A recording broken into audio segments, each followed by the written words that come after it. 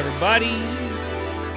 It's time for the Wulff Den podcast. How are you all doing? Good to see you.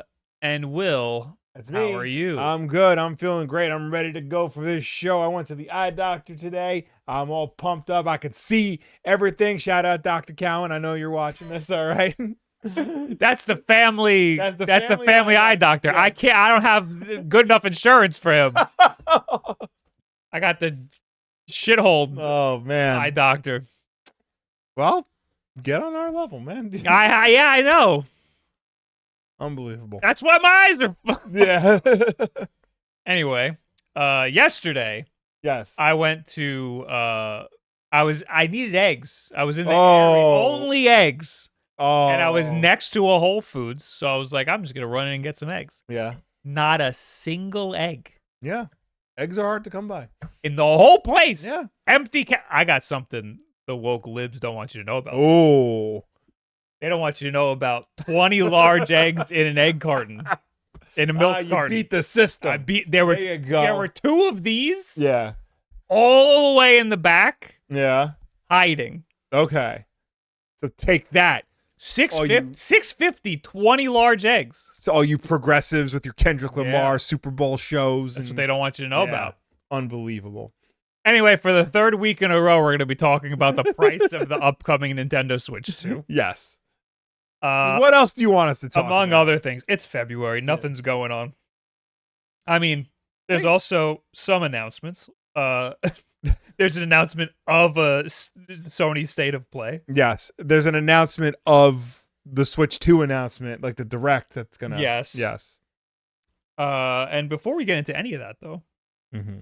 we got a new game for Nintendo Switch Online. Yeah, they're just adding games left and right. It's almost as if they have a catalog they need to fill up before the new system comes out.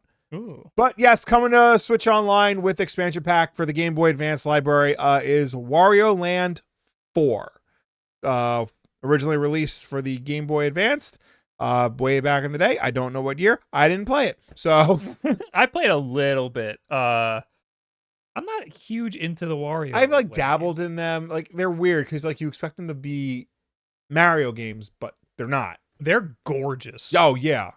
What got me to want to play them is there's a game called Anton Blast that recently came out. That is it feels like if this game came out on the Sega Genesis. Right. Also, Pizza Tower is directly it takes inspiration from the Wario Land games. Game originally came out in 2001, and it will be available on Switch Online Valentine's Day.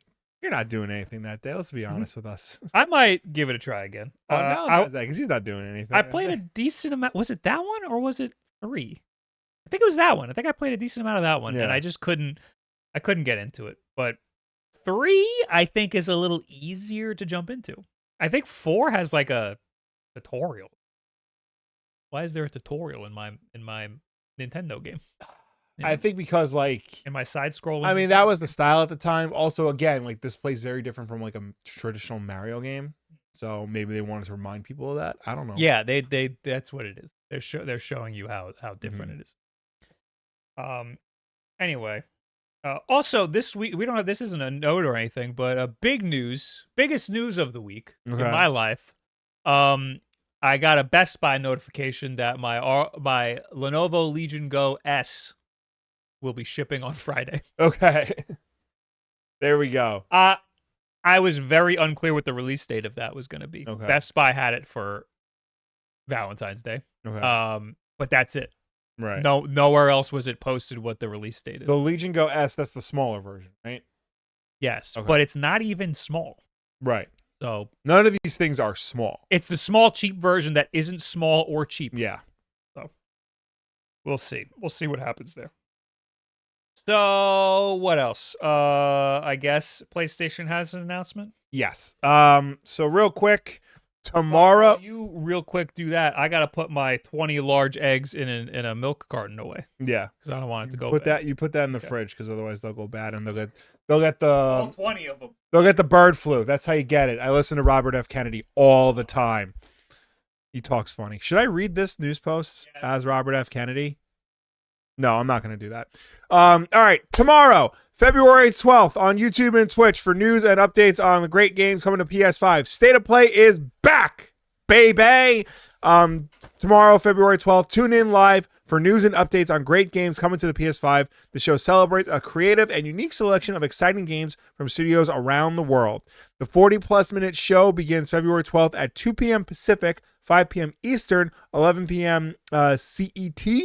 I think that's England. Canadian Extreme Time. Yeah, and February 13th at 7 a.m. JST. That's Japan. Will be broadcasted in English and Japanese. Regarding co-streaming and video on demand, please note that this broadcast may include copyrighted content, IG licensed music that PlayStation does not control. We welcome and celebrate our amazing co-streamers and creators, but licensing agreements outside our control could interfere with co-streams or VOD archives of this broadcast. If you plan to save the broadcast as a VOD to create recap videos or to repost clips and segments from the show, we advise omitting any copyrighted music. It's generally a bad idea to post anything from this onto YouTube. Yeah. It almost always gets a copyright strike. On Twitch, who cares? Yeah. Getting a copyright strike on Twitch doesn't really mean much. Yeah. So yeah, there's a state of play tomorrow. We don't necessarily know what they're going to showcase. People are assuming Ghosts of Yotai because that's allegedly coming out this year. People say maybe we'll get something on Wolverine because that's been a little silent. 40 minutes. Wolverine would be nice. Yeah. 40 minutes is pretty decent. I'd imagine there'd be a surprise, but yeah, I think the last state of play was actually pretty good. Yeah. Usually state of plays are not good. They're just the last one was I think pretty good. I think the last one was the one they revealed Ghost of Yotai. Yeah. And the pirate Yakuza game. Yes. Or no, not that. It was more Yakuza stuff. There was a lot of good stuff in the last state of play. I guess I'll be watching the Spark Notes. I don't need to. Yeah, I'll probably just that I need to jump into live on it. Yeah, so this is tomorrow as of this record. Yes. And is that it? That's it. That's it for the announcement. Anyway, let's jump into the main topic, I guess. Yes. After I thank LJ for the 43 months, Wulff for the 14 months. Good evening, big dogs, Will, Wulff, and Bob. Thank you. Rhett Snick, thanks for the 3 months. Give Odin 2 mini. No. Ganthet, thanks for the 23 months. Hello all. Hello, how you doing? H3, thanks for the resub. Oh, and Seesaw, thanks for the 43. Happy to be here. Happy to have you. All right. Nintendo Switch 2 price. Yes. The Switch 2 price will consider the affordability consumers expect from the Nintendo president, but inflation and the exchange rate will also affect the Switch 2's price. The price of the Switch 2 hardware will take into account numerous factors, including Nintendo's trademark affordability, its president says. Their president, not our president. He would say something different. Probably. And it would probably take a lot longer for him to say it, and there'd be a lot of repeats. Okay. We're not a political podcast. This is not talking about politics. During a Q&A following Nintendo's Q3 financial results, Nintendo President Shintaro Furukawa was asked about the company's thoughts on hardware pricing. Specifically, Furukawa was asked if there was any change to Nintendo's stance on what constitutes an acceptable price point given various global economic factors.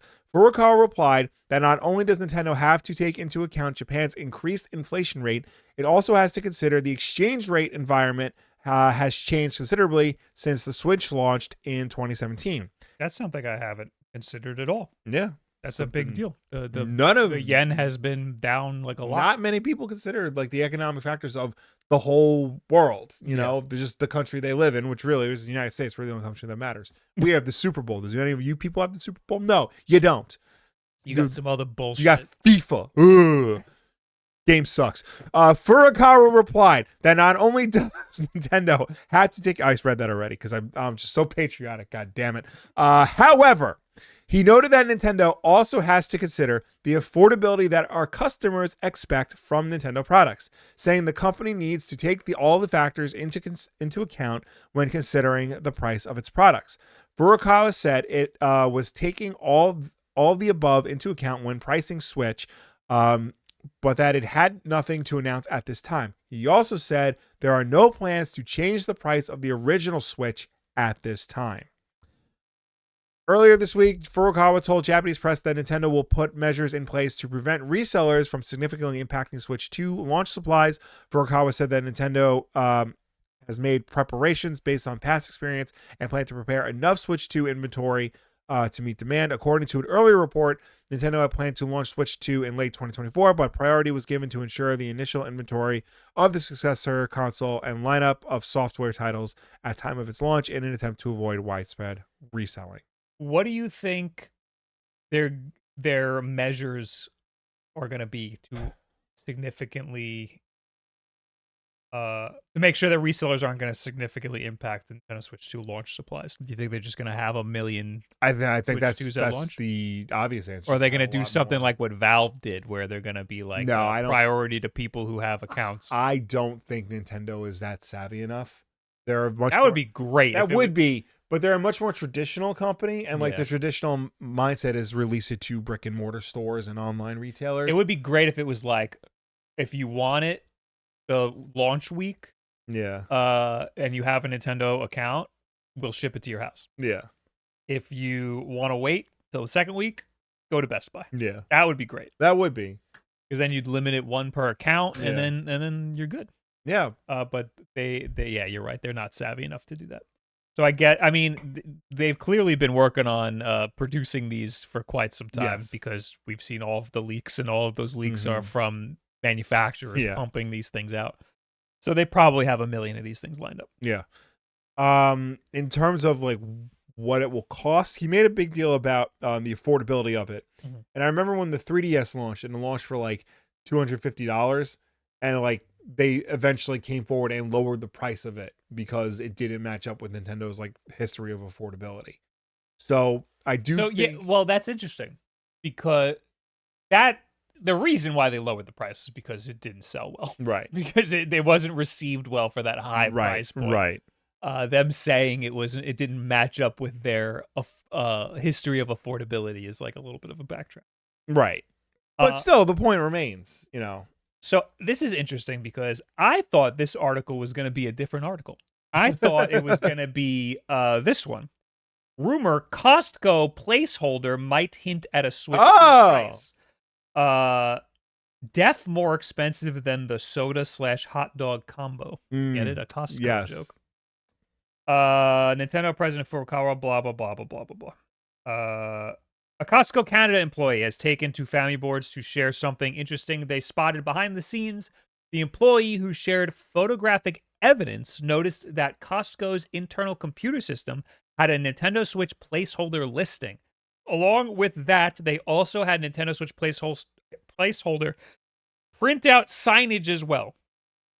What's most interesting is that this listing came with a price. According to the listing, the Nintendo Switch placeholder is priced at $500 Canadian. Now, calm down. Yeah. Canadian. That would equate to roughly $350 USD. But it's important to note that the Switch OLED usually retails for $450 in Canada, and we know the pricing here is $350. With that in mind, it would mean that this listing would work out to be roughly $400 USD in the States. I didn't get that far in the article. The Costco employee makes it pretty clear that they honestly don't know what this listing is for, but they do note that they've never seen a placeholder like this before for anything. That would make it incredibly odd to have a placeholder for just some random Switch bundle, but not impossible. For now, this listing remains a mystery. We'll keep tabs on it, blah, blah, blah.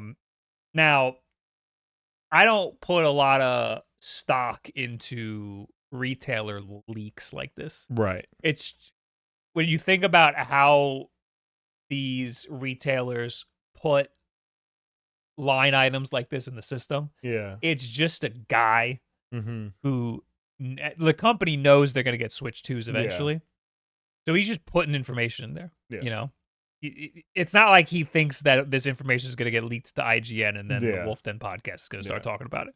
So it's just a bunch of numbers. I don't think that there's really that much to go on here. I would also note that Costco usually sells consoles in bundles, and usually for higher than like what the standard retail price is. Like right now, you can get a Switch Mario Kart 8 Deluxe bundle that comes with a regular Switch, the game, Gully Kit controller, and the steering wheel controller. Gully Kit. And 12 months of Switch Online for $400.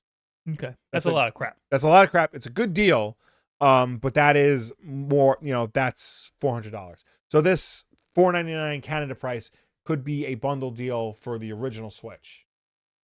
If anything. Okay. Yeah, it doesn't necessarily mean that it's going to be what the Switch 2 is going to cost. But it is cheap. Yeah. So, I was thinking, Costco usually does, first of all, Costco usually has a pretty good deal. Yeah. Because you're paying for a membership already. Yeah. So, their deals are usually pretty good. I saw $350, and I was like, that is cheaper than I've ever seen anybody guess for a Nintendo Switch console. I think MKBHD guessed $350 or something. Yeah. That's what the OLED Switch sells for right now. Yeah. That is very cheap. But them going on to say that it would probably be $400 based on, because they were going off of the Canadian price. Yeah. And yeah, I mean, there's going to be more tariffs here in the US than there would be in Canada. So also, I guess, I don't know, something with the exchange rate. Consoles cost more in Canada. Mm-hmm. So yeah, it would make sense to be $400. I've been saying $400. I'm sticking it. I'm thinking, yeah, if I had to bet money, I would bet on $400. Yeah, I'm with you. Yeah. And I had an argument with my chat the other day about that $400 price point. Mm-hmm. It's obviously more expensive than the Switch, but not really, because that launched at $300 8 years ago. Yeah. And then the OLED version was $350 in what, 2019? Yeah. So by now, yeah, that's gonna be up to $400.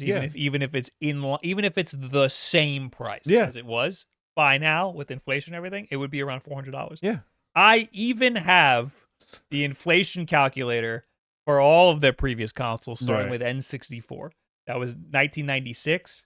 That came out as $200. You're looking at almost exactly $400. Right. The inflation calculator does 2024 for some reason. Yeah. Almost exactly $400. What's next? Wii, 2001, $200. You're looking at $354. But we launched at $250.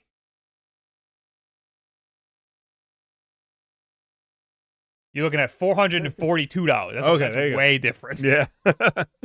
The Wii U, 2006. That had the white and the black. The white was $250. Yeah. Unless I have all my numbers wrong.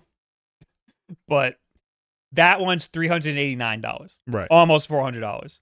And then Wii U, $300. You're looking at $410. Mm-hmm. They're all pretty much exactly $400. Yeah. If you're adjusting for inflation for what is coming out right now. So $400 makes a lot of sense to me.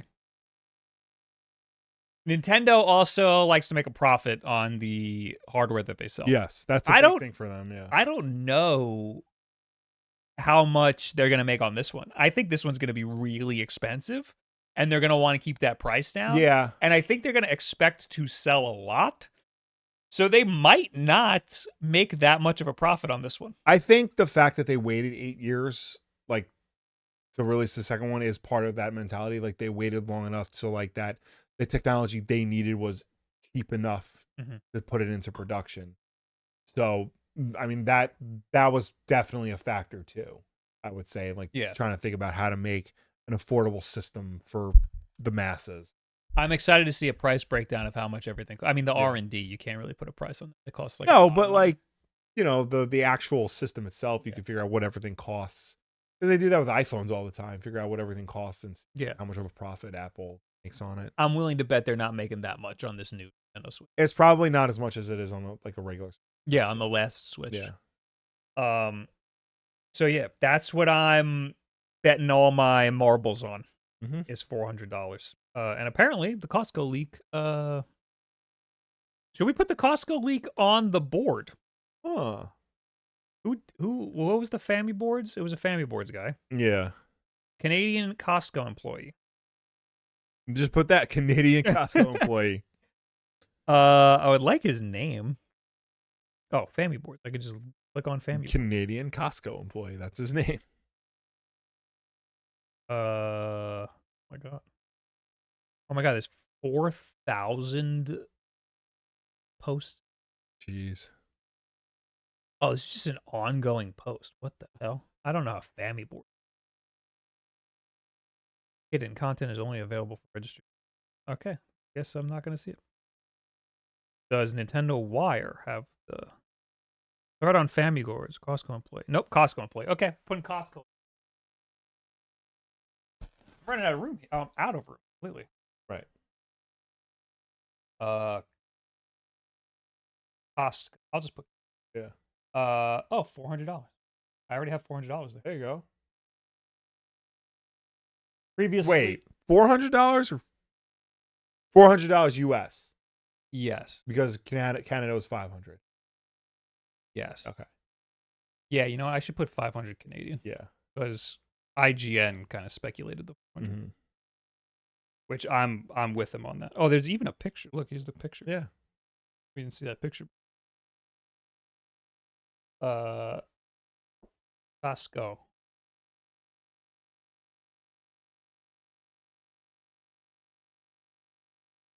$500 CAD. Yeah. And that's it. That's all for the rumors so far. Yes. We also, I mean, I guess we could talk about how Nintendo has a time. Yes. For their announcement. That's it. Yep. 9 o'clock. Nintendo has added a small but important detail about the Switch 2 Direct on April 2nd and will begin at 6 a.m. Pacific and 9 a.m. Eastern. Why do they do this to me? Because they hate you. They specifically hate you so much. They have your picture in Japan. Me sleeping in a bed with my eyes bloodshot. Furukawa walks into the room, points at your picture, and goes, "Fuck him." Every day.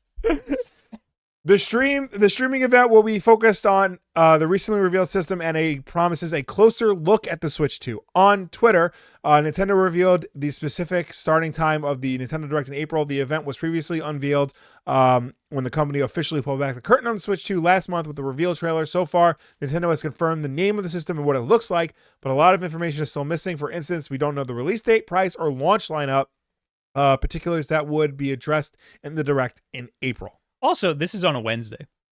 Yeah. Again, they have your picture. Jeffrey Sorensen said 9 a.m. isn't early, Bob. It objectively is early. It's not like the earliest, but it is early in the morning. Yeah. It's not Wulff Den Dad early. Now that's early. That's as early as you can be. Yeah. No, it's like normal person early. Yes. So. Hey, now at 9 a.m., Bob's usually been working a full 8 hours. Yeah, that's my bedtime. If anything, it's late. Yeah. Anyway, yeah. So, do they say how long it's gonna be? I thought they did. PlayStation did. PlayStation said 40 minutes. Yeah. I don't think this is gonna be much longer than that either. Mm-hmm. So. They don't say anything that's going to be in it other than they're going to talk about the Nintendo Switch 2. They're playing this real close to the chest. I'd imagine we'd see some games and stuff. Yeah.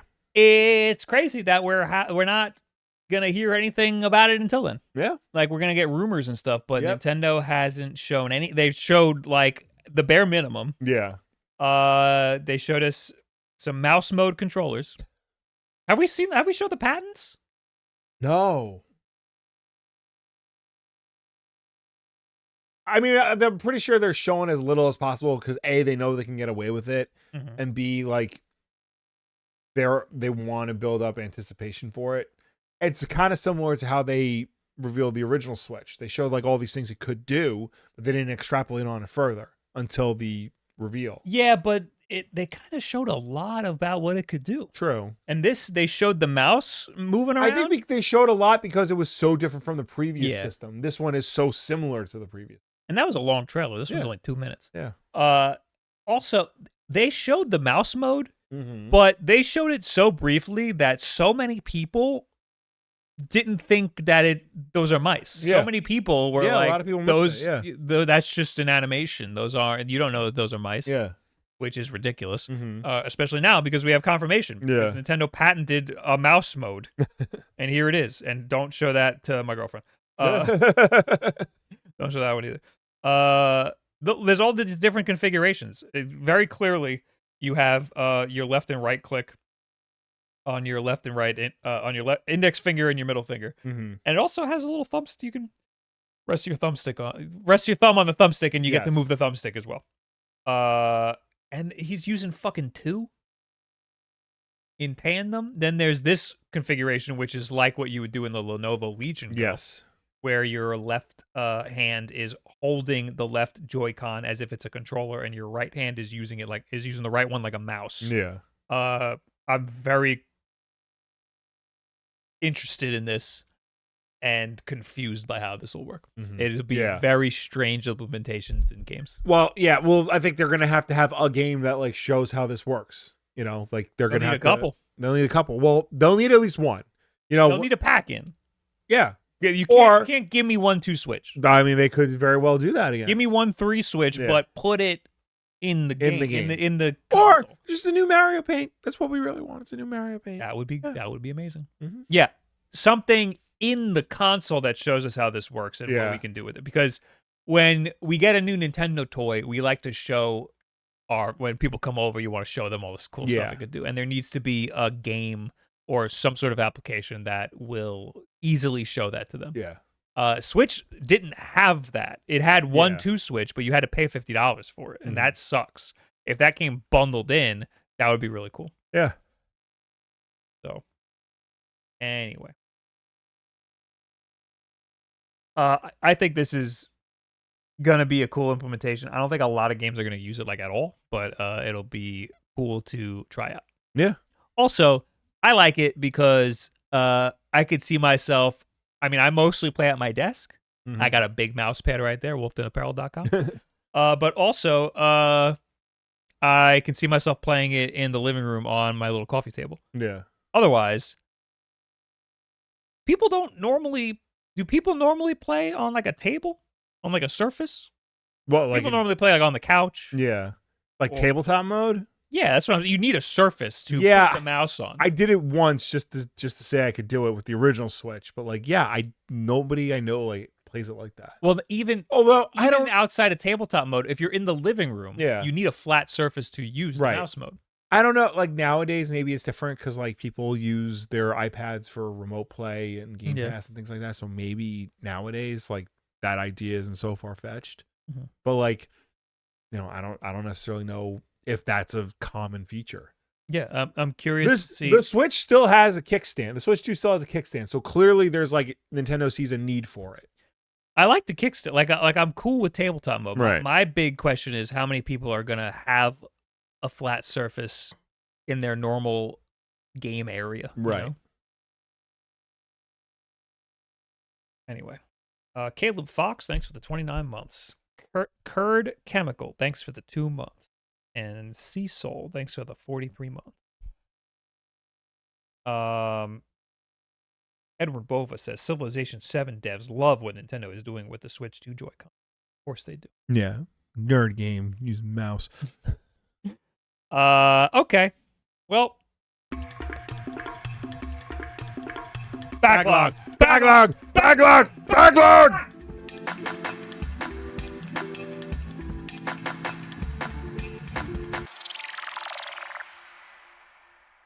Oh, baby, it's the Backlog. Will, what is that? The Backlog is a segment of the Wulff Den podcast where we go through our entire video game collection, every game we have ever bought in our entire lives. The both of us gets put into a little Excel spreadsheet right here, and today we're going to pick a game at random and talk about it regardless of whether or not we've played it. It is a list of over 978 games. You're going to pick number 222. 222. That's 2 pancakes, 2 eggs, and 2 bacons? You can either get 2 bacons or 2 sausage. Okay. And that is why I hate Friendly's breakfast. Friendly's? It was Friendly's. No, that's IHOP. Was it? No, that's IHOP. No, it was Friendly's It was Friendlies, and IHOP has a similar. Two, man. That's the 2x2x2. That's a different menu item. That's a 2. It's got eggs. It's got pancakes. It's got bacon. Friendlies No, I know this is Friendlies. We're supposed they can both have it. We're supposed to be talking about video games here, but this is gonna go. No. This is gonna go into the YouTube pullout. You're mistaken, my friend. You're thinking of the Big Two. No, they renamed it. They renamed it the Big To-Do. I know this. This is staying in the YouTube clip. I know this because every time we would go to Friendlies for breakfast, back when Friendlies was more prominent on Long Island, RIP, I would always want to get waffles. But Mom, our mother, who told us not to get political on the show, too late. She demanded that we get the 222, which only came with pancakes. I'm pretty sure that was at IHOP. I was not at IHOP because she demanded us to get that at IHOP. One of the reason why she demanded we get it because it cost back in the early 90s during the Clinton administration, it cost $2.22. That's why it is $14 now. Holy shit! That is inflation. Yeah. Thanks, Biden. Anyway, what game are we talking about? You have to re-roll because it's Mario Brothers Duck Hunt. We've done that already. 25, number 25. 25? Yes. Jesus Christ. That game is Kid Icarus of Myths and Monsters for the Game Boy. Okay. Kid Icarus Game Boy. Yeah, there's only 3 Kid Icarus games. There's the original on the NES. There's this one, which is its sequel, or if it's like portable version, I guess you could say, and then the one for the 3DS. Okay, people really liked this game. Yeah, it's one of the popular original Game Boy games. Kid Icarus sucks and all of the games are bad. All right, I've never played a Kid Icarus game, so I really don't have a dog in this fight. But do the originals suck, or do you just hate the 3DS version that much? I hate the 3DS version a lot because a lot of people loved that game, and I couldn't see it at all. Like, I don't think it was that great. It was like a worse Star Fox. Right. The original Kid Icarus on the NES is rough, but I could see it being great at the time because there wasn't really a lot of like great NES games compared to all the other NES games. It's pretty good. But like when I would get that in Nintendo Switch World Championship, whatever the name of the game is, NES World Championship Nintendo Switch Edition. Right. That game came out recently. Love that game. You get to play through a lot of different NES games, and whenever I would get Kid Icarus, I'm like, fuck. Yeah. It's fine, but I'd much rather play like Metroid, Mario. And this game, I haven't played much of this. We have it, obviously. Yes. I feature it in a lot of my Game Boy videos. I just kind of fucking put it on the table. Yeah. But I'm realizing I've never actually like booted it up and actually played it. I was gonna say, like, why do we own this? Did you just like buy going through a phase where I'm buying all of the popular Game Boy games? Because I want to play a lot of Game Boy games. Because I like playing Game Boy games. Yeah. There really aren't that many like great Game Boy games. That's the thing with the Game Boy. Original Game Boy, especially. Like when you get to the Game Boy Color, you get some better games. But original Game Boy, there's only like a handful. Well, like that's the entire Game Boy lineup, honestly, from Game Boy to Game Boy Advance.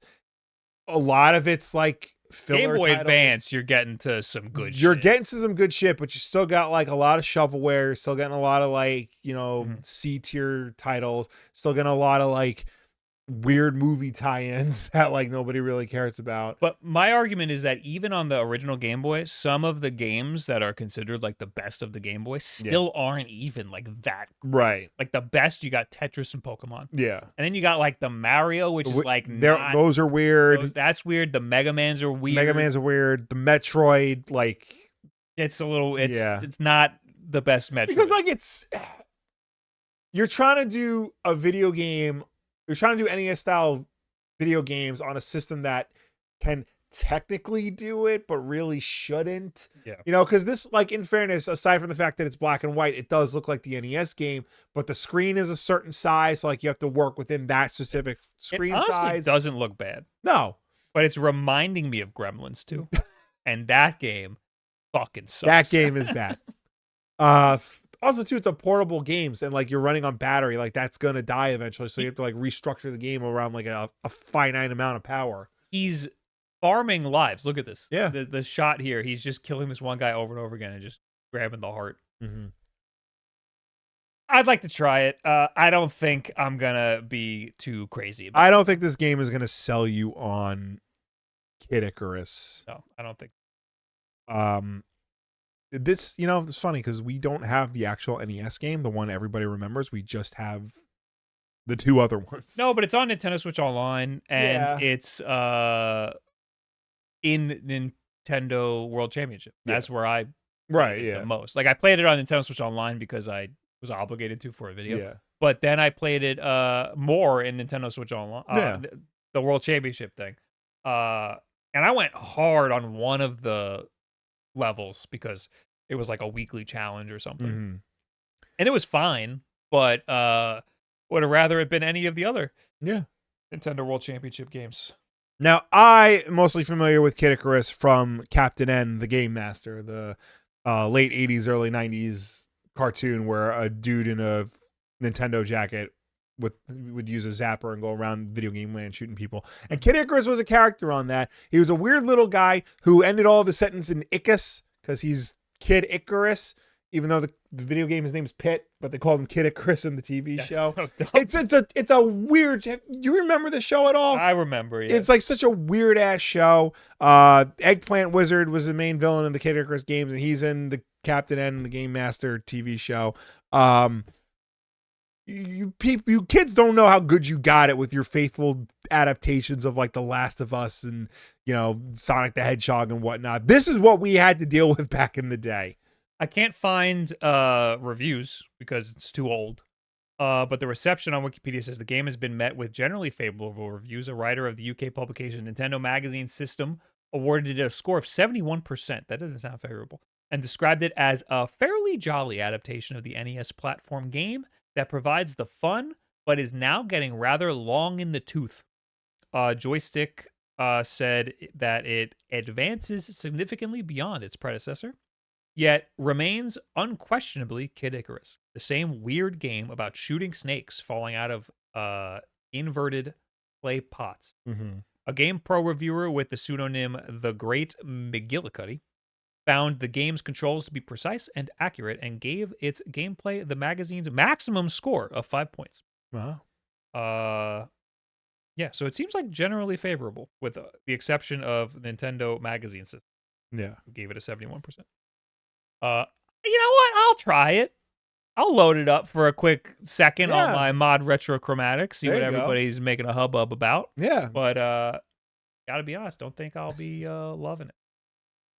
It'll probably be just fine. Now, is this on Nintendo Switch Online? I don't know, actually. I didn't see it on the Wikipedia page. It just said the Game Boy. Let's see.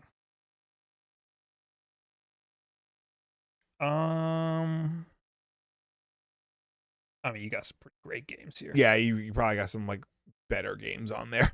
It's not here yet. Wow, look at that. I'd imagine that'd be coming soon. Yeah. That'll be in one of the rounds coming up. Wouldn't it be great if Nintendo watched this and they said, "You're right, we should put this version of Kid Icarus on Switch Online." They went, "Oh, we forgot." And then they take down that picture of you they have in their office. And they give it a little kiss and they put it back up in the office. Yeah.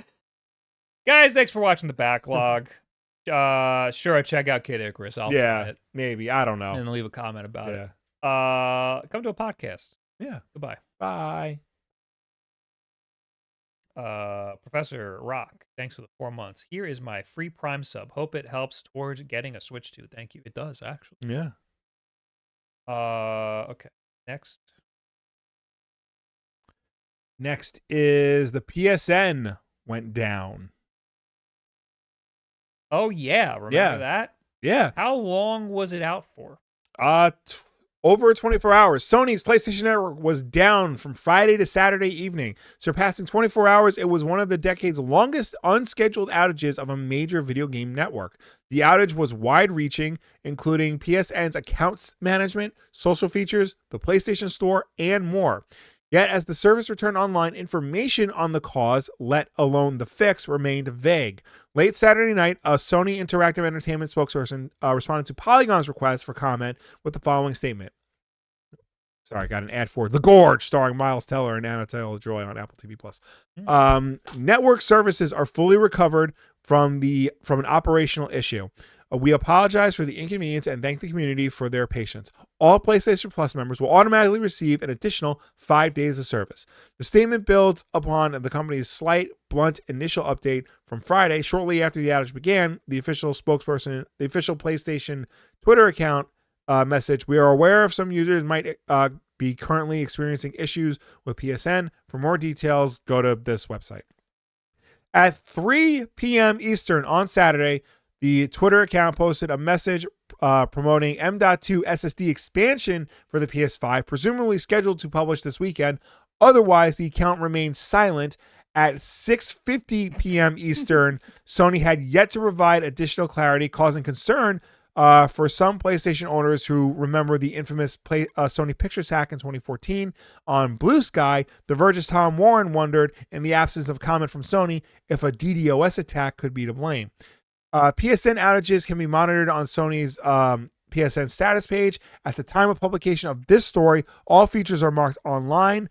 DownDetector.com also provides real-time status based on user reports. User-submitted outage reports peaked at just under 70,000 reports last night.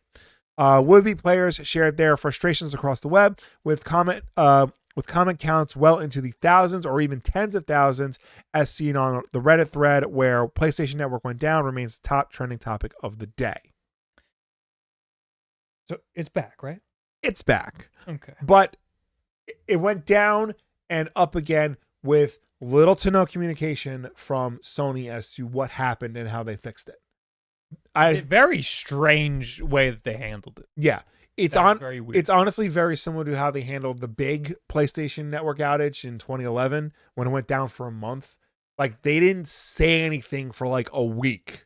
Like, why? Yeah, like, that's what happened. weird. Yeah. Then the fact that they would like not be so quiet about it again. Yes, it was only for a day, but like this affected a lot more than just being able to buy games and play multiplayer games. The Polygon actually has an article about somebody like trying to play games during that time frame, and like single player modes for some games were down because they had to connect online. Remote play was down because it couldn't like beam to a PC or a PlayStation Portal. A lot of games these days require online to do anything. Yeah, and I saw a guy on Twitter who couldn't even play his physical games because he had not yet connected the disk drive to the console. And that process requires an internet connection. Yeah. So if you have a PlayStation 5 and you have a disk drive and you haven't put it in yet, put that sucker in. Do that immediately. Because it requires internet to do that. Yeah. So don't wait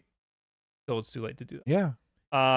Also, too, they're giving PlayStation Plus subscribers 5 extra days to account for, the downtime.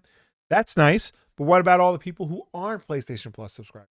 They got screwed too. Yeah. Like, I was going to say the difference between the downage that happened, what year was it? 2011. 2011. The difference between that and now is that PlayStation didn't have an online subscription service, right?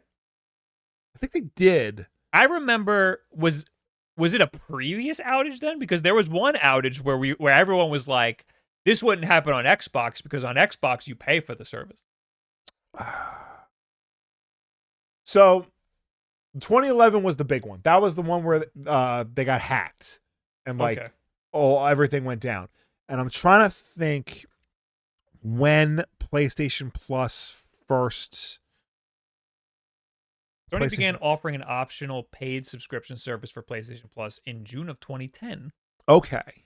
So you already paid for it. But you weren't playing for multiplayer. It's premium subscription service that offers access to exclusive. Oh yeah. Oh, that's okay. Yeah. Okay, that's true. You weren't paying for multiplayer. So basically, no one had. Yeah. So when did you have to start paying for multiplayer? PS4. Okay. Yeah. That makes a lot more sense.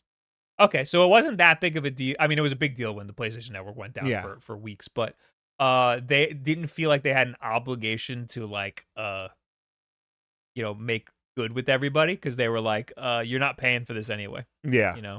But now you are. Yeah. So you're losing a service that you would have paid for. It was Yeah. only a day compared to a month. Yeah. Back then, they gave out free games.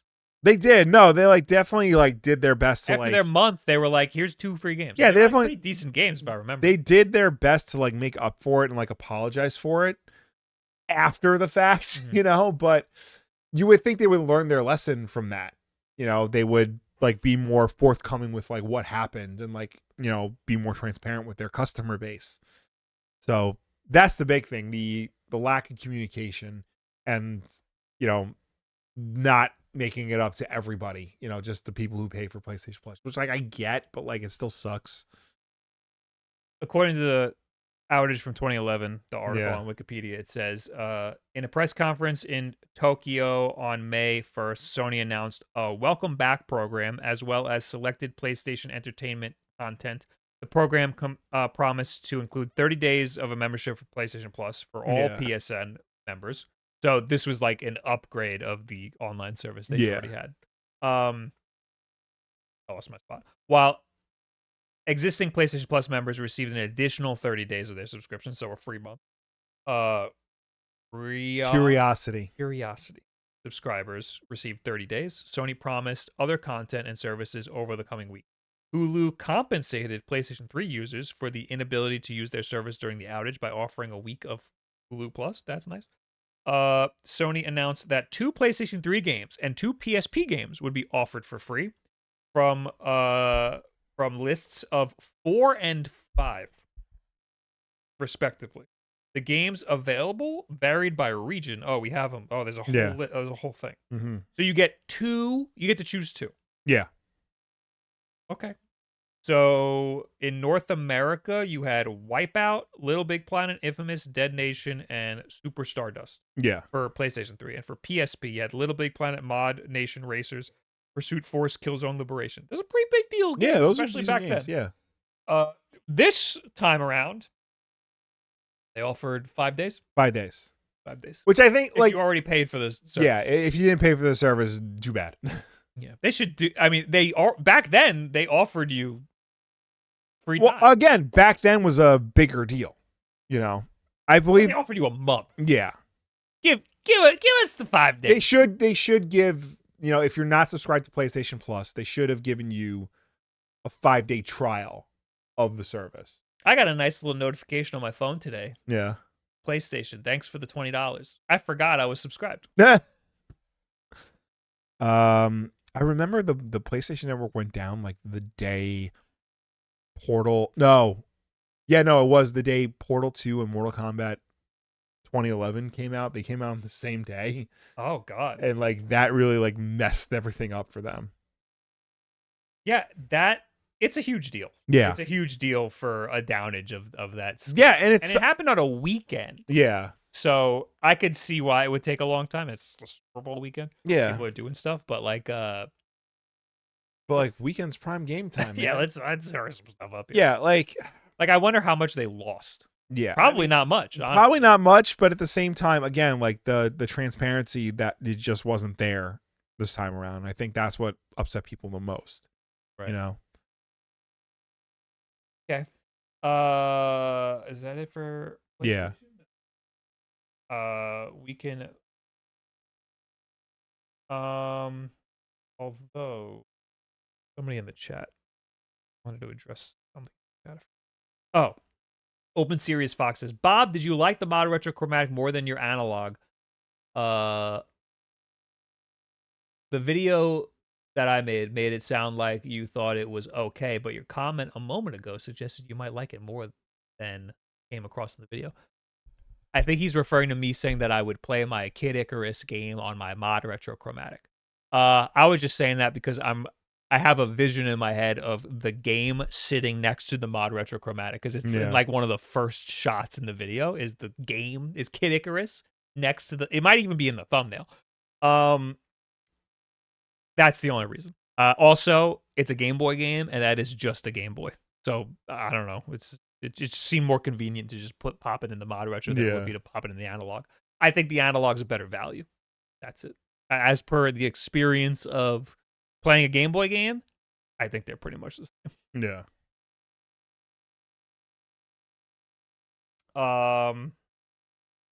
Anyway, what's the next thing?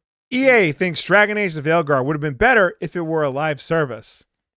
That was the real problem with the game. I want to box these CEOs. I wouldn't do like a YouTuber boxing, but if it was like a CEO, like if I get to box one of the heads of one of these companies, sure. Electronic Arts CEO Andrew Wilson recently spoke on an earnings call about the underperformance of Dragon Age: The Veilguard, which reportedly reached 1.5 million players. This was apparently around half of what EA was projecting, but given the game was in development hell for a decade and was a sequel to a game that came out before millions of potential players had fully developed frontal lobes, it wasn't too surprising.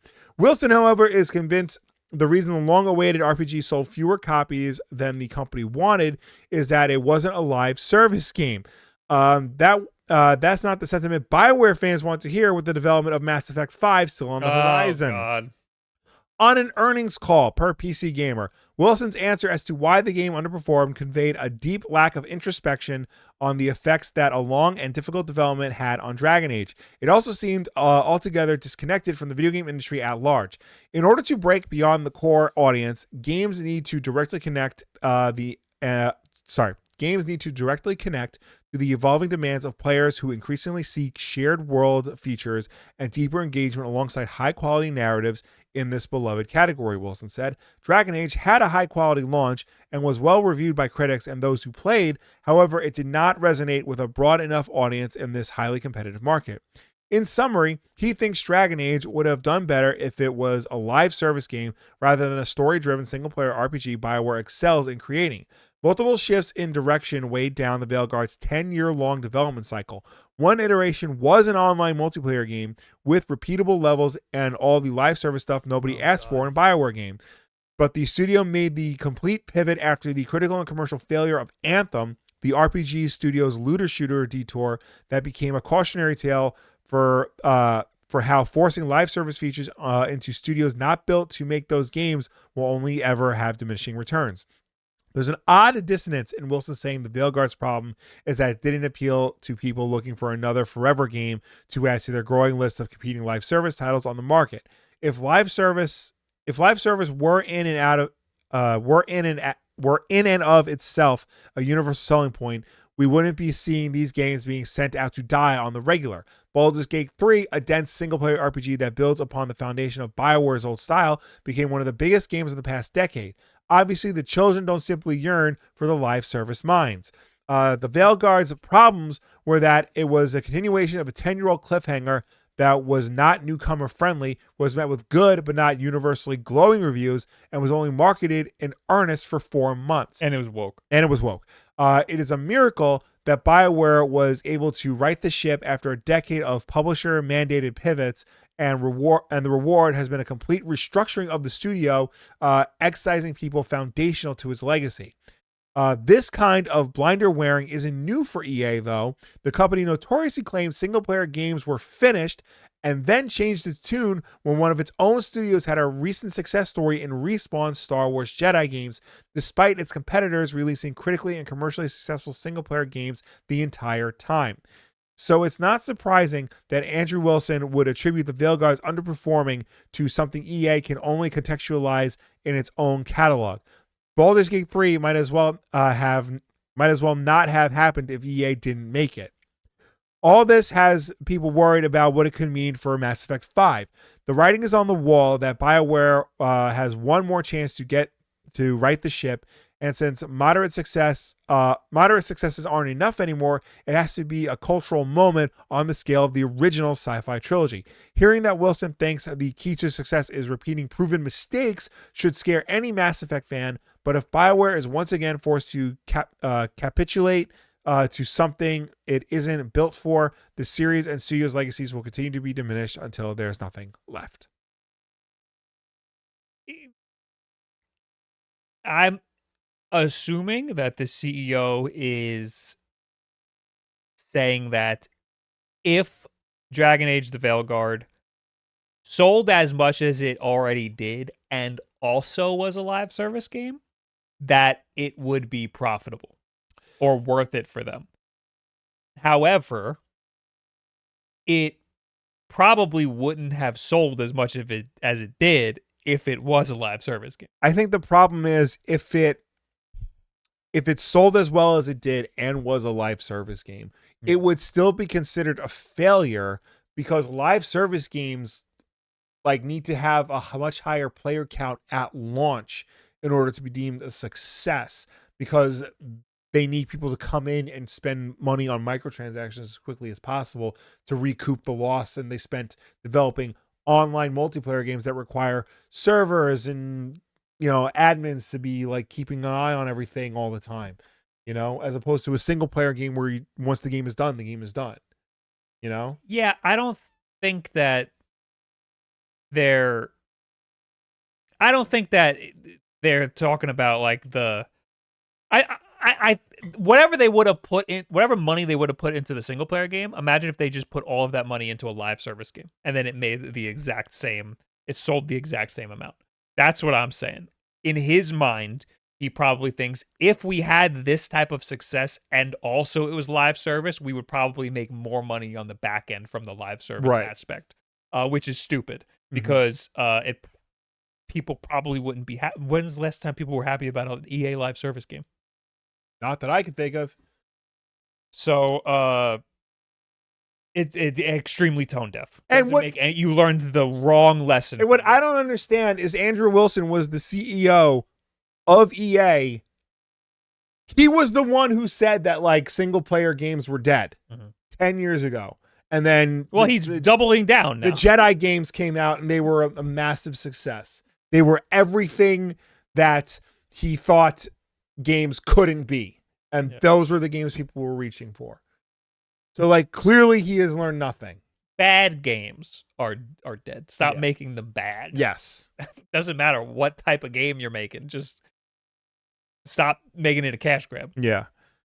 Mass Effect 5, this article keeps talking about this in the shadow of Mass Effect 5. Because Mass Effect 5's coming out and there's a lot of eyes on that and what's that going to be like. There's a lot of ways that can go horribly wrong. Yeah.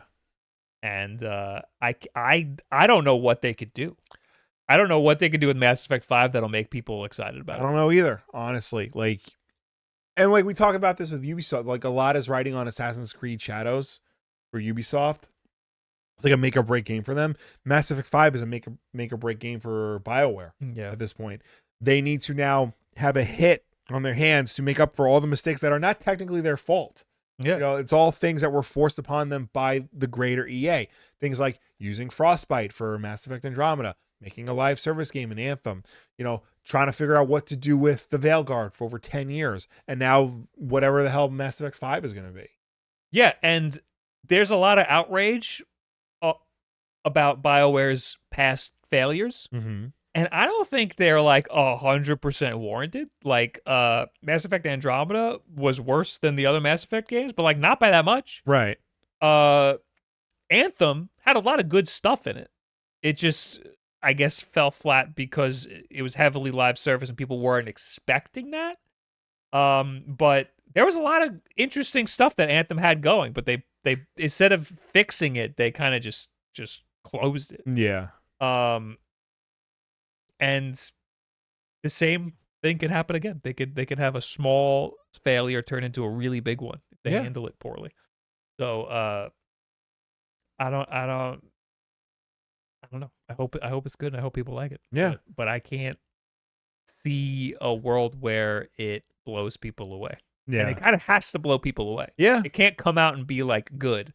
It can't be like Starfield. It has Yeah. to be like incredible. It has to be Skyrim like immediately. Yeah, it can't be I already forgot the name of the game. The space one. It can't be the space one, it's gotta be the medieval one. No. Appears Andrew Wilson has a black belt in Brazilian Jiu-Jitsu. Oh, so I can't I could. I would probably get my ass kicked. So maybe not him. Okay, fine. How old is he? He is 50. I mean, He might have a chance, you know. Hello biscuits, how you doing? Humfridus says Veilguard was actually pretty good, in my opinion. It's no Origins, not even close, but I enjoyed the story and tolerated the awful dialogue writing. That's how I felt about Mass Effect Andromeda. Yeah, I think that's what a lot of people thought about the Veilguard. Like the people who played it seemed to like enjoy it. You know? Yeah, the problem is there's already Baldur's Gate. You know? Yeah. You know, Baldur's Gate did the BioWare thing. Right. But like also too, like the article said, like it took 10 years to come out. Like by that time people have moved on. Yeah. And there wasn't enough to bring back old players or excite new ones, you know? So yeah. Oh, we got $5 super chat from Daniel Dueling. How you doing? How you dueling? How you doing? What's your guys' favorite GBA game that isn't a first-party title? Sonic Advance. Oh, the Moon? Oh yeah, that's not a first. Oh, I'm dumb. Mega Man Zero. Mega Man Zero. Yeah. All right. There's a lot. Again, there's a lot of great Advance games. Steam flagging early access games that haven't been updated in months. I love this. Yeah. This is very good. Steam has quietly implemented a useful new Steam feature, warning users and potential purchasers how long it's been since an early access game last received an update. Steam Early Access has unquestionably helped a huge number of games get over development finish lines since its introduction in 2013, including some major success stories: Hades, Subnautica, RimWorld, Rust, Ark Survival Evolved, and Baldur's Gate 3. But many titles never make it that far, ending up abandoned and languishing in early access forever. And historically, it's not always been easy to distinguish the abandoned games from those still in active development, not without poking around through user reviews and developer updates, at least. But now, as spotted by SteamDB on Blue Sky, Valve is seemingly looking to make that process easier by placing a warning on early access titles that haven't been updated in a year, enabling users to make more informed purchasing decisions. Users viewing an affected release will now see a message in its early access box warning the last update made by the developer was over X months ago. The information and timeline described here by the developer may no longer be up to date. The message appears to trigger after 12 months without an update, increasing monthly, then to yearly from there. Valve hasn't publicly detailed its thinking behind the new feature, something it occasionally does over on the official Steam blog, but it's certainly a useful addition given the increasing number of games adopting the Steam Early Access development model, a figure that's risen from 7 in 2013 to 2,605 last year. Well, I mean, I'm assuming it launched in 2013. Yeah. So they only had like 7. Yeah. But like in 10 years, it's grown. This is good because people abuse the early access. Oh, 100%. It's sad because like you want to support indie developers. Also, there's a lot of games that are not independently developed that launch in early access. Yeah. But you want to support them any way that you can, and it is a good way for people to get funds while they're working on the game. Otherwise, they're not making any money until the game launches. But there's companies that could totally afford to wait till launch to launch the game. Yeah. And they're putting the investments onto you. So now you're paying to play a bad game before it gets good, and that sucks. And there's people who cancel the game in the middle of developing the early access version, and then you never get the good version. You only get the shitty version. So this is good. I think a restriction like this is, well, not a restriction, just a disclaimer. Like, hey, don't buy this game. They're not working on it. Yeah. They're not actively working on it. That's good. I like that. Anyway, ESA to launch IICON event. Yes. Your arch nemesis is back, Bob. Oh, wait, really? Yep. Is this a whole thing? It's a whole thing. Fuck these guys. The Electronic Entertainment Expo, or E3, may be gone, but the Entertainment Software Association, the ESA, isn't done putting on events centered around the games industry. The ESA announced on Thursday the creation of an Interactive Innovation Conference, or IICON, with two eyes. They literally are rebranding E3. Billed as an essential convening. There it is. Billed as an essential convening for change makers across industries, the inaugural event will take place in Las Vegas from April 27th to the 30th, 2026. Ooh, Vegas, though. Our dad's going to want to go to that. Vegas. Yeah. That's enticing, but I got to stand by my morals. I hate them. I know. We'll send our dad. For decades. Pretty good. For decades, video games have been at the forefront of technological and cultural innovation. ESA President and CEO Stanley Perry-Louis said, "With IICON, we are creating a space for visionaries across industries to come together, connect, and reimagine what's possible through interactive entertainment. The ESA and its member companies are among the innovators and leaders shaping the future of culture, business, and human connection," says ESA's chairman of the board, Doug Bowser, who didn't take a picture with me one time at E3, so I got issues with him. Is it the same Doug Bowser? It's got to be the same Doug Bowser.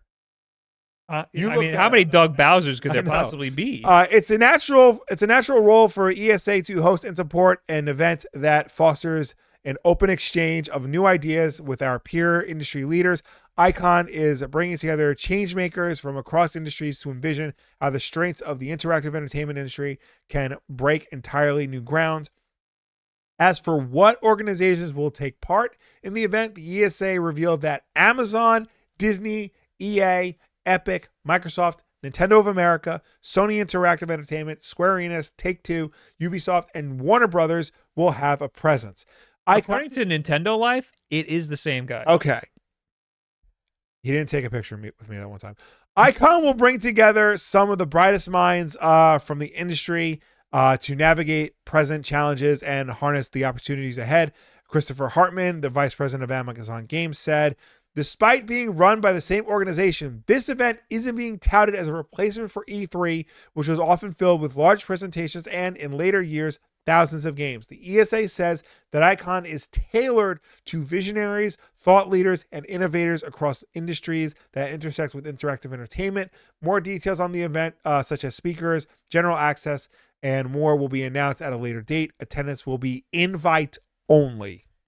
So, is this their version of GDC? I think so. Okay. This is not... That's Game Developers Conference. Yeah, this is not E3. This is something completely different with a similar idea of like bringing video game companies together. Okay, so this doesn't sound like it's the place for big game announcements. Correct. Like E3 was. Yes, this is more like developers getting together to like talk about their ideas and what they think video games should be going forward, you know? Yeah. You see this a lot of like GDC where like they'll come out and they'll like do postmortems on games, what they learn, what they can do in the future of games, where the industry should go from these lessons. Yeah, this might be less developers and more suits. Well, I don't know because like, well, no, maybe because like suits will say where they think the industry should go, live service, microtransactions, nonsense. But like the developers, especially if it's led by Doug Bowser. Yeah.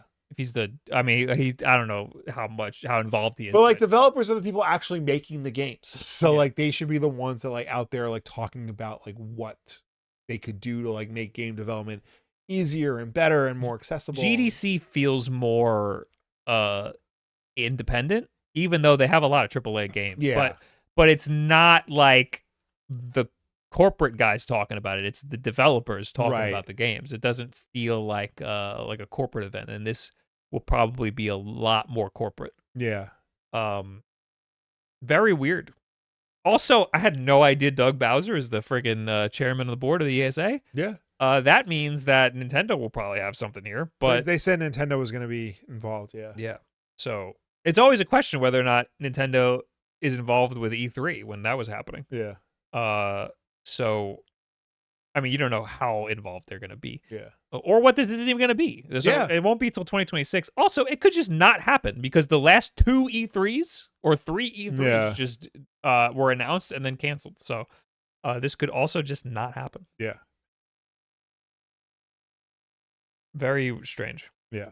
I'm curious to see what it'll end up like. Wonder Woman game in trouble. Wonder Woman game in trouble, and apparently Rocksteady's back in the Batman mines. Of course they are. Yeah. A new report has shed light on the turmoil at WB Games while providing an update on various projects in the works at its developers.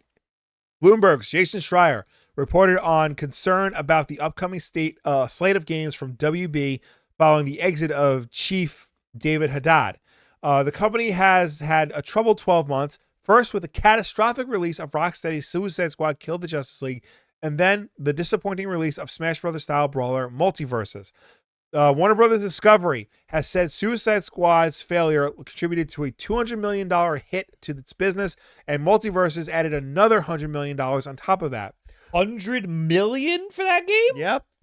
Jesus Christ. WB Games' only other recent release, the Harry Potter Quidditch Championships, also failed to make an impression. Speaking in a financial call, Warner Brothers Discovery president and CEO and enemy of everyone, David Zaslav, said, "We recognize the games business is substantially underperforming its potential right now. Since then, Suicide Squad's post-launch content has come to an end with the delivery of its year one roadmap, and Warner Brothers has announced the impending closure of Multiverses. Rocksteady, meanwhile, has suffered significant layoffs. There are also question marks over Mortal Kombat 1's financial performance, although NetherRealm chief Ed Boon recently announced over 5 million sales and teased future DLC following the release of the T-1000. During the same financial call, Zaslav said Warner Brothers was doubling down on 4 games: Hogwarts Legacy, a sequel is in development, Mortal Kombat, Game of Thrones, and DC, in particular, Batman. We are focusing our development efforts on those core franchises with proven studios to improve our success ratio," Zaslav added, "but it may be some time before fans see the result of this work." Bloomberg said that Monolith Productions' Wonder Woman game is in trouble after reportedly rebooting and switching directors early last year. It's already cost more than $100 million and is still years away from release, Bloomberg added. Monolith's reimagined Nemesis system, it developed for the much-loved Shadow of Mordor and its sequel that would see Wonder Woman befriending enemies, and has been ditched in favor of a more traditional action-adventure game. Its fate remains in question. Gotham Knights developer WB Montreal, meanwhile, pitched a John Constantine game, but it was never approved. A Flash game was also scrapped after the DCU Flash movie bombed. It's now helping out with other games and is reportedly working on a pitch for a new Game of Thrones game. Hogwarts Legacy developer Avalanche is officially working on new content for Hogwarts Legacy as well as a sequel. Fans of Rocksteady will be excited to hear the studio is looking to return to Batman for a single-player game, but according to Bloomberg, it's years away. There is no word in Bloomberg's report on what's next from NetherRealm. The upshot of this is WB Games has, according to Bloomberg, a refreshed version of Hogwarts Legacy, a Lego game, and a few mobile games in the works for the next 2 years. That was a lot. I know that was a lot, but a lot's going on at Warner Brothers, and like there's a lot of titles that people like, a lot of titles people are excited for, that they want to know what the hell's going on, and this is what the hell's going on. You look at a company like Ubisoft, and you're like, if these guys don't shape up, they're gonna fail. Yeah, they're gonna have to sell the company and stuff, and it's not gonna go well. You look at a company like Warner Brothers, and they got a lot of other shit going on. So, like, they're just going to keep making bad games. See, but I don't know, because, like, I don't think people really understand, like, Warner Brothers, like, for a long time was not doing well financially. Mm-hmm. That's why David Zaslav was, like, canceling movies left and right and, like, shuttering, completed films because he'd rather get a tax write-off than risk, anything losing money. I'm honestly surprised they didn't sell the games division off when they had the chance, because like that would have been a great way to like save some cash, honestly. Yeah. And the games might be better. The games might be better, yeah. But it sucks about Wonder Woman. I was really looking forward to that game, and I think the Nemesis system like made the most sense in the world for a game like that. I'm not excited for Rocksteady to go back to the Arkham universe to Batman, because like what else can they do at that point? Like they've already done everything they could do for that series and that character. Another Hogwarts Legacy, sure, whatever. I don't know how excited people are for Game of Thrones anymore. Like I know House of Dragons is like fairly popular on TV, but like the original series ended on such a down note that like people have sworn off the franchise entirely. And I hope like NetherRealm is fine, because Mortal Kombat is like a legendary series. Yeah. And it's the only Midway franchise that they seem to give any shit about. So to lose that would like be losing the entirety of Midway's legacy. There's a lot of potential in a lot of these IPs that they have. Yeah. I'm playing a lot of Marvel Rivals. Game shouldn't be good, but it's good. Yeah. Because it's got recognizable Marvel characters in it. Yeah. And DC needs that. Yeah. Suicide Squad, wasn't it? No. It just needs a good game. The game just needs to be good. It doesn't Yeah. even need to be like amazing. It needs to be good with characters that everybody loves. And like, Warner Brothers, I think second only to Disney in terms of like movie studios that own like a lot of like well-loved, recognizable characters. We're not asking them to do like original stuff, but like, yeah, take a character from your library and put them in a video game, and as long as the game is good, like we'll check it out. Yeah. Like, that goes a long way. Or like do what Disney is doing and farm out the IP to other well-established studios. Yeah. I'm sure, no, maybe not Ubisoft, but like, Bethesda would love to make like a Justice League game or something like that. Yeah. I'm trying to think of like a studio that was not bought by Microsoft recently, but like, so goddamn. A Wonder Woman game has a lot of potential. Yes. And it seems like it's we've heard this a million times. Warner Brothers studio having a hard time making game. You know, that seems to happen a lot. They're just dumping money into these things, and somehow they're not coming out with decent products in the end. Multiverses was another example of a game releasing in a weird pseudo early access situation. Yeah. It just that was like a complete failure of it was a complete mismanagement of a launch for that game. Yeah, absolutely. That game probably would have been fine if they just launched it when the game came out. Yeah. Anyway, last news: Steam bans games with excessive ads. Yes. If, like most people on Earth, you're a frequent mobile gamer, you'll be all too aware of the bane of in-game ads, because the freemium model proves by far the most successful way to release games on telephones. You pay by sitting through agonizing ads with fake countdown timers, X buttons that don't close anything, and faux interactivity designed to trick you into tapping through to the store. The quote that Steam says is, developers should not use advertising as a way to provide value to players, such as giving players a reward for watching or engaging with advertising within their game. Yes, Valve has now made it abundantly clear that anything like this on PC Store means an instant ban. Now, so yeah, we obviously don't want egregious advertisements in our games. Yeah. I don't really care if like there's a billboard in a game and it has an ad, like an actual ad. Right. Like that's fine. I'm not going to be mad about that. But there's some patents out there. Like I think EA has some patents. Yeah. Where, like the game stops and plays a video ad. Yeah. Like a mid-roll ad. I know exactly what type of like ads they're talking about, because like I'll play like a freemium game. Like I'll play Sonic Dash does this, where like this is like a mobile game. Yeah, like an actual mobile game. Like you play the game and like you get to the end and it stops and you gotta sit through a video ad that you can't click out of. You'll sit through another ad that has an X button there, but you keep tapping it and it doesn't go away. Shit like that is what Valve is like trying to excise from their stuff. Yeah, and that's obviously that's good because we don't want that to happen in our PC games. Yeah. And Valve is the biggest, or Steam is the biggest PC storefront. Yeah. I would like to say that this is Valve doing something for the good of the game community, but what probably is really happening is Valve doesn't see money from the advertisements that are within the game. So they, instead of like forcing them to give them money, they're just saying forget it. Because I think on like iPhone, I think Apple gets a kickback from those ad plays, and Valve doesn't do that. So this doesn't mean that in the future they will allow it if they get a kickback. Yeah. You know, like that could also still happen. Yeah.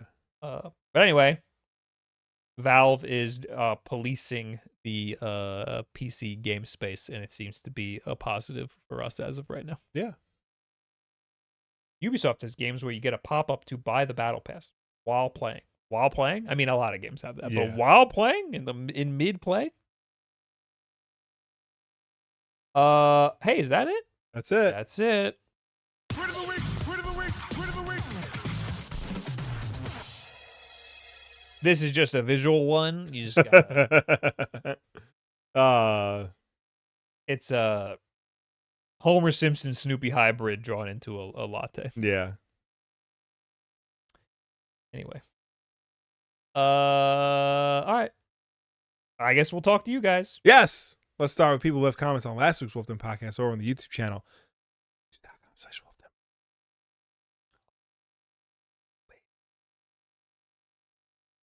Can't find it. I got it.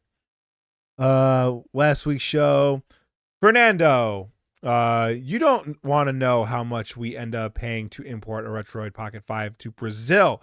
If you don't use unlawful ways, it will cost you more than double the actual price. I believe it because I have shipped stuff to Brazil and it fucking sucks. Yeah. It costs so much. The most I ever spent shipping something was, so I spent like $200 or almost $300 shipping a cheap $100 headset to Brazil because someone this is why people do when they do giveaways, they do US only. Yeah. Because I'm doing a fucking giveaway for a $100 headset and some guy wins in Brazil. I gotta ship it and it costs $300. Yeah. And then I ship it and it comes back. It came back a year later. A year later it came back. And I was like, all right, I guess the guy didn't want it, or maybe he didn't want to pay maybe there was a fee on his end. Yeah. The most I ever spent was shipping a Lenovo Legion Go to Greece. I think it was $500. Oh my God. Or $600. It was a lot of money. Yeah. And it was a whole thing. I shipped it UPS. Yeah. Which probably cost more than it should have. But I wanted to make sure that they didn't have to pay when they had to pick it up on their end. So the store that I shipped it out of paid out of their own pocket. And then I had to physically go to the store and reimburse them for it. It was a whole fucking thing. Oh my God. And the whole process, they're like, are you sure you want to do this? I was like, I got to do it. The guy won. What am I supposed to... What I've done to get around that is sometimes I'll buy the product in that country. Right. Because it's cheaper to buy it and ship it to their house from Amazon than it would be to ship it from my house. Yeah. And clip this and post this whenever I do a US only giveaway. Moonom says, don't ditch Spotify for Apple Music or YouTube Music. Reject modernity. Yes. Return to MP3 player or using your phone as an MP3. So where's my Zune? I've been looking for my Zune, and I know it works. Don't look at me. I wouldn't feel like it's in one of those drawers. Probably. Listen, I'm with you. I do like to keep my music on my phone. I still upload MP3s to my iTunes. I don't do that. Like I'm in high school still. The problem is I can't then say things like, Alexa, play the Descendants 3 soundtrack on Spotify when my daughter wants to listen to it because I don't have that on my phone or my iTunes collection. So it is just way easier it's to have, so much to have convenient. streaming. And it's My phone immediately connects to my car. It just Yeah. starts playing whatever I was just listening to. And it sucks that the convenience is like kind of ruined things like in general. Like it's ruined the way artists get paid. It's ruined the value of like music and movies and coming soon video games. But at the same time, it was necessary to combat piracy yes, because that would have been worse for Yeah. paying artists. You know, it's a convenience that like we need in this modern day. Yeah. Now piracy's making a comeback because Yes. it sucks trying to watch a movie. Mm-hmm. There's a million streaming services, and it's abundantly unclear which ones to use. We went to our friend's house on Saturday because our kids wanted to watch Moana 2, and only to get there and learn that Moana 2 is not on Disney Plus, even though there's an icon for it. It's just for the trailer. But Moana 2 is available on other apps for rental for $25 to rent. Yeah. So that's why piracy still exists. Yeah, it's ridiculous. Yeah. So we're making piracy's making a comeback. Yes. So that'll honestly teach. It's not going to teach. You're not going to teach anybody anything. The lesson to learn is to make.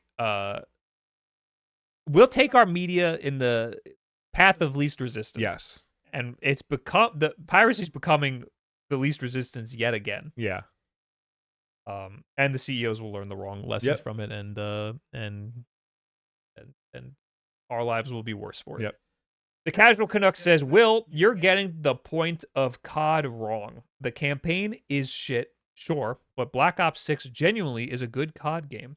It's one of the best games that released since Black Ops 3, but the game is judged by its multiplayer, which is significantly more popular, by an insane margin compared to its campaign. That being said, I only put 30 hours into it and stopped playing. As great as it is, I'm just burnt out on the formula. If it's a great game, why just stop playing? I will say that I only played the multiplayer. I have been playing all of the COD multiplayers. Warzone is horrible. That's not what he's talking about. But Warzone is so bad now that all the Call of Duty players have switched to Marvel Rivals, which is like not even close to the same game. But Black Ops 6, again, the formula is stale. It's just the same Call of Duty formula. Yeah, there's nothing inherently I special. fundamentally There's the movement, but the movement really, I was expecting the movement. Everyone was talking about the omnidirectional movement. That was a big deal with Black Ops 6. I was expecting that to be a real big game changer, and it just wasn't. Yeah, I fundamentally disagree with your statement there. Call of Duty has, since its inception, been a single and multiplayer focused video game series, and it remains that way to this day. You don't put that much effort into a single player campaign. And look, to be clear, they put a lot of effort into their 6-hour single player campaign. You don't put that much effort into a feature and not expect it to be like a main selling point for a lot of people. Yes, the multiplayer is the most popular, but there's a significant portion of the audience that just plays the single player of Call of Duty. And for it to not improve in any real significant way or differentiate itself from the past 20 Call of Duty games, is incredibly frustrating. And when you finally do a Black Ops game where you actually do Black Ops and it sucks, that's infuriating. I would argue that Call of Duty is not as much of a single player franchise as it used to be, because there's a bunch of games that came out that just straight up didn't have single players, or like a half-baked shitty right. single player. No, it's the reason why you're so upset about this one specifically is that the single player got a lot of great reviews. Yes. And a lot of people were saying that this is the best Call of Duty single player in forever. Yeah. And you were disappointed because everybody kind of amped it up. Yeah. I think, what was the last? Well, there's Warzone 3. No, I mean Modern Warfare 3. Was it Modern Warfare 2 that had just trash single player. There was one that was like the single player like required internet and like had like That was Modern Warfare 3. Okay. Yeah. And it was like an open world. Yeah. Yeah. It was supposed to just be an expansion to Modern Warfare 2, but they wound up making a standalone game. So compared to that, I'm sure it's great. Yeah, I'm sure it's fine. You know, but like, no, I've played this game, you know, again. Yeah. They're not. Yeah. These big AAA games are not changing the game at all. They're not innovating at all. They're just releasing the same slop. I call it AAA slop. There you go. I've been calling everything. I did roll credits on Indiana Jones and the Great Circle. Is that AAA slop? No, I had a tremendous time on that. I'm debating whether or not to go back and do like the side missions now, or just go right into Outlaws. Because I genuinely had a really good time with that game. Like it's not like you think it's going to be AAA slot, but they do a lot of things to like mitigate that and like actually give you like a unique experience, because it actually does feel like you're an archaeologist and bare knuckle brawler at the same time. Yeah. Also, the writing's really good. It's a really funny game. There's too many games to play right now. I've been playing Blade Chimera, and I rolled the credits on it, and that game fucking rules. But there's like a secret ending. The ending is not satisfying, and then there's a secret ending, and you have to do all the side missions. And I didn't do a single side mission the whole time, so now I got to do those. But I might just stop playing. But so I feel you on the side mission. Yeah. I want to play Indiana Jones. I've been playing Marvel Rivals. I've been even solo queuing Marvel Rivals. Ooh. That's a big deal for me. But I also played Hyperlight Breaker because I was excited for that. Right. It's like Hyperlight Drifter, but it's like it's their 3D one, right? It's so there was Solar Ash, which was the 3D Hyperlight Drifter game. Mm-hmm. This is similar to that, but it's 3-player co-op and like a roguelike. Yeah. I couldn't really get into the movement. I kind of played for like 2 seconds and then stopped. But it's an early access, so maybe it'll get better. Yeah. I was playing on my ROG Ally X. Maybe playing on a desktop would give me a better experience. I don't know. Anyway, Makazi says, I just don't understand why Switch physical cases are as big as they currently are. The carts are small. Cases should be 3DS size. They're small and cute compared to Blu-rays, but they have to be noticeable on the shelf. I think that's I was gonna say like it has to do with shelf space and like the planogram allocation as to what it's gonna look like in a physical brick and mortar store. Yeah, a 3DS case signifies this is a small game for a small console. Yeah.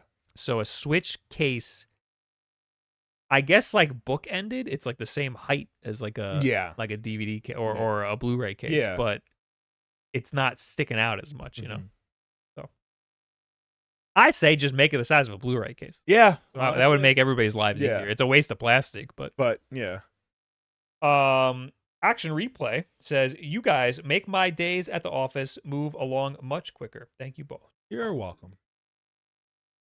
Anytime, any Tuesday at 8 p.m.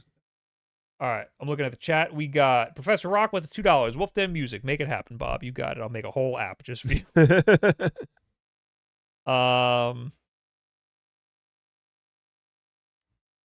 Anything else? Turi, thanks for the Prime. Mako Fox, thanks for the 5 months. Keep up the great work, fellas. Sorry I haven't caught a stream in a while, but you guys are absolute legend. Also, hi to the other Caleb Fox. Oh my God. You can't. This is getting out of hand. There's 2 of them. Jin Wong, thanks for the 45 months. Sending some love while at work. LOL. LMAO. Professor Rocks with the 4 months. Here is my free Prime sub. Hope it helps toward getting a Switch 2. Oh, I read that already. K-Jack in the chat says, Bob, have you seen Target has been putting a ton of games on clearance recently? Lots of Switch stuff for like $20. Mine had Sonic Mania plus Team Racing for $15 and some other good deals. And I've seen others posting deals they found at theirs. So defo recommend checking out your local Target. A couple of months ago, like my local Target was like clearancing out games left and right, and I bought like a couple. I bought like Lego Jurassic Park, Lego Avengers. I bought Far Cry 6. It was only like $8. You know, yeah, like keep an eye out. If Target is clearancing games, like go check it out. I do think it's because they're going to get rid of the gaming section soon. When I was there recently, I was looking at the games, and I said to myself, did they get rid of the Blu-rays in this store? And they did. Jesus. And I knew that they did it, but I didn't realize they did it. They sell books. They sell books. I mean, people actually read books. Yeah. People don't play games. People play games, but they download them. They do like People download books. it's a different market. It's a different mentality. You know, Barnes and Noble is like on a comeback now. They're opening Barnes and Nobles left and right. Isn't that because of the fucking Starbucks in there? No, people actually like to read physical books as opposed to like digital books.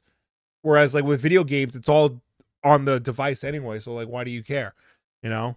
Yeah. I wasn't so upset about Best Buy getting rid of video games because I don't go to Best Buy. I don't either. But Can't remember the last time I was in a Best Buy. But I do, and it was to get a 2 gigabyte compact flash card, and the guy didn't know what a compact flash card was. No, that's not true. Well, Best Buy lied to me and said they had it when they didn't. And then the guy was like, I don't know what you want to do. You want to get something else? And I was like, no. And he's like, all right. And then he walked away. And then I was like, well, I paid for it already. Yeah. I bought it on the app. And then I went to Micro Center. Micro Center didn't know what a compact flash card was.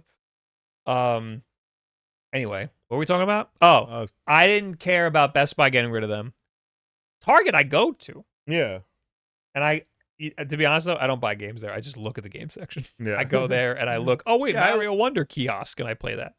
Yeah. June of last year, there was like a big pile of clearance games, and I got like Lego Jurassic World, Lego Avengers, and Far Cry 6. So like, and there were other good stuff there too. There was Sonic Colors. There was Midnight Suns. There was another like game that I wanted to get that I didn't get, and I regretted not getting it. But Target usually has the buy two go and free during the holidays. So I always buy games as soon as they come out. I never buy games on clearance. I have like some games in my Steam wish list. Rugrats is on sale apparently right now, and that's the game that has an NES ROM in it. So no, I'm all about like getting games later and like getting deals and stuff. Yeah, it's like it's hard to keep up with this shit. Honestly, that's the way to go. Yeah. Like for example, you can get the Spin Masters PlayStation Horizon Forbidden West Aloy figure is on sale for $17 on Amazon right now. I think it retails for $40. Whoa! So there you go. Legitimate Wulff Den fan says, "What is a flashcard?" Asking for listeners at home. Did we talk about flashcards? You just talked about compact flash. Yeah. Oh, I didn't enunciate. It is just a memory card. Yeah. But a big one, or I want to say old shit, but really like a lot of professional cameras use them. I needed it for the video I did on the DOS computer that I was making a video on. Anyway. Instant Hologram says, Bob, the Switch 2 Joy-Con does have an IR sensor. Watch the trailer at half speed and pause at 56 seconds. I don't know why you're bringing that up, but I bet you at 56 seconds we're going to see the optical sensor for the mouse is what I bet we're going to see.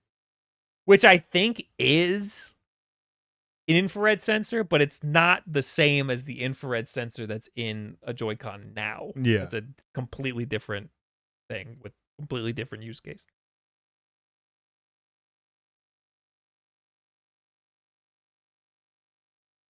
$56 seconds.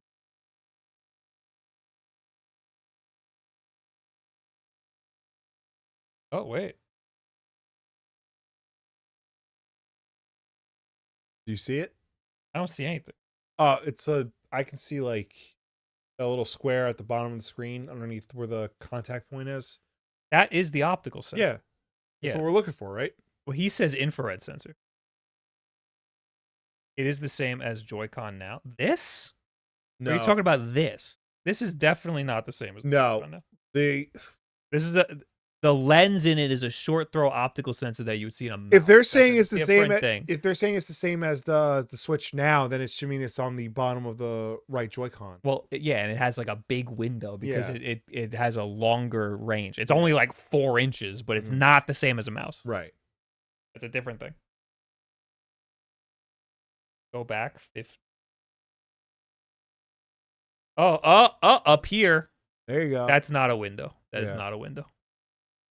That looks like a space where there could have been at some point. Yeah. But there's not a window there. That looks like just straight up plastic. That's not to say that there's not gonna be. Yeah. But that doesn't look like a window to me. That looks like just a shell. Yeah. Will, how do you game with 2 kids? I had my second kid last week and struggling with time. Oh, congratulations. You're gonna struggle for a while because that kid is fresh. And you're gonna go through all like the sleeping nonsense and stuff. Handheld systems are your friend. Get a Steam Deck, get the Switch 2, get something like that. That'll help you out big time. You just pick it up and play whenever you can. That helps a lot. When they're older, you can, and like sleeping properly, you can go back to traditional console, sit down on front of a TV type gameplay, but not as much as you used to. Sorry, life sucks. So, now I don't have a kid, but I gotta say, I've been playing the ROG Ally X. Yeah, I've been playing it with Bazite. right. And one of the features that a Steam Deck has and that Bazite has is just being able to put the console to sleep. Yeah. If you're playing on a Windows handheld, putting the console to sleep mid-game kind of sucks. Yeah. It's like a Windows computer. It's like slow and like doesn't really like go to sleep in the right way. Right. But doing it on a Steam Deck, it acts more like you would on a Nintendo Switch. You're playing a game and you hit the button and it just pauses and goes to sleep. Yeah. And that is a really nice feature, especially when you're just trying to get something in quick. Yeah. How old is Zim? He's like 7? I've been saying he's 7 for a long time. 2 weeks till Pokemon Day. I bet we're not going to see much of whatever the next game is. Yeah. Because they're going to want to save some of that for Switch 2 talk. Anyway, Bob, Nintendo could have been bought by the unexpected company, Activision founders say. According to Activision founder and notable idiot Bobby Kotick, Berkshire Hathaway's Charlie Munger was at one point in time interested in buying Nintendo, or at least interested in exploring an idea of buying Nintendo. Cool. Okay. Oh, Microsoft also tried. Yeah, everybody tries to buy Nintendo, and Nintendo's just like, go away. Nintendo is not for sale. Jim looks like an old man already. All right, dude. All right, man. Relax. Look, man, Zim's seen some things. It depends on what angle you look at or what angle you catch him at. Sometimes he looks really old. Sometimes he looks like a little guy.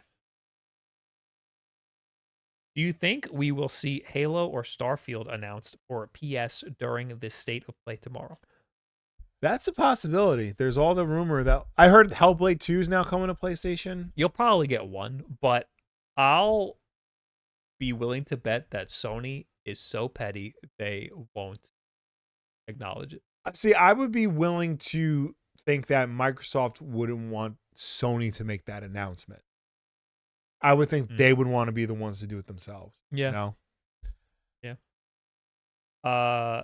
E.T. Hayward says Nintendo Alarmo recently added Golden Sun sounds. That's interesting. Somebody else in the chat said that Alarmo required a Nintendo account to purchase originally. Really? Yeah. So that could be, it could lead the way to a system to get the Switch to. And that could be like their little like beta test. Yeah. I was going to say in your tweet of Zim, every time he's in a photo, he looks like a model. Well, he's amazing. Anyway. Is that it? That's it. Thanks for hanging out. Thank you for tuning in. Thank you for watching us. Thank you for chatting with us. As always, the Wulff Den podcast is every Tuesday night at 8 p.m. Eastern, right here on twitch.tv/WulffDen and youtube.com/WulffDen podcast. But if you can't make the show for any reason at all, we always put it up as an archive version over on youtube.com/WulffDen podcast. So you can go and check us out over there on demand whenever you want. But if you prefer to listen to us rather than watch us, you can do that as well, because we're also an audio podcast on any and every podcast service, such as Apple Podcasts, Spotify, YouTube Podcast, Pocket Cast, Audible.com even. But no matter where you get the show from, folks, please be sure to subscribe, rate, and review us, because that helps us with placement on all of those respective platforms. Who's this? Original Spiff. Thanks for the 32 months. Have a great night, guys. Thanks for the fun. Thank you very much. Thank you. Also, I forgot to mention this. I got a tweet from RJ the other day. Bob, are these the woke biscuits? These are the woke biscuits that we talked about last week. I don't even remember talking about them. Well, you did talk about it. Yeah, I remember. Yeah, They're delicious. Where do you get them? Whole Foods. Shop at Whole Foods. In the gluten-free freezer. There's like one little gluten-free freezer. They have everything bagel ones.